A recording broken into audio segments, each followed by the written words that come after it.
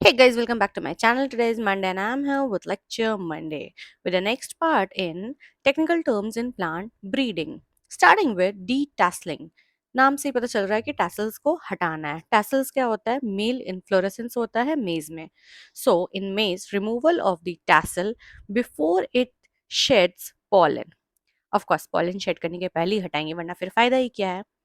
Okay ये emasculation का easy part है क्योंकि टैसल जो होता है वो टर्मिनल पोर्शन पे होता है आराम से उसको हटा देना है now development breeding this is similar to pre breeding अब प्री ब्रीडिंग क्या होता है ऑल दी एक्टिविटीज जो हम लोग करते हैं जो ताकि हम लोग एक प्रॉपर डिजायरेबल जीन को एक्सट्रैक्ट कर सके फ्रॉम एन अनवांटेड प्लांट या फिर वाइल्ड वेराइटी उसको बोलते हैं pre breeding now, di-allele cross, crossing of a number of genotypes in all possible combinations. डाई सेलेक्टिव मेटिंग स्कीम अब नाम से ही पता चल रहा है कि सेलेक्टिव मेटिंग स्कीम है मींस हम लोग कुछ सिलेक्शन का प्रोसेस कर रहे हैं इसमें a breeding scheme in which several selected pure lines are mated according to the di-allele scheme. The promising F2 population are advanced by selling for the isolation of pure lines to be used as varieties. Simultaneously, the selected plants in the F2 generation are intermated to generate population which will again be handled as above.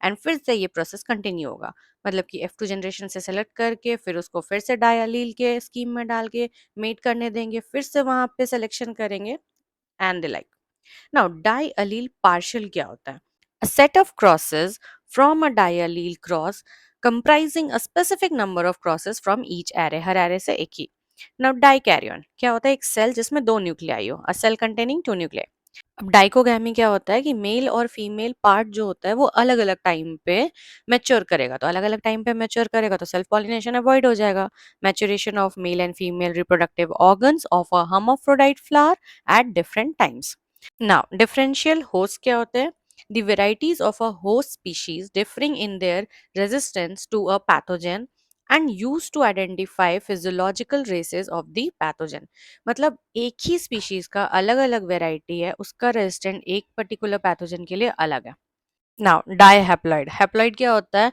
अगर 2n का n हो गया तो that is haploid और वही अगर tetraploid का haploid हुआ तो that is known as dihaploid that is monoploid for two distinct genomes now the last one dihybrid an individual heterozygous for two genes.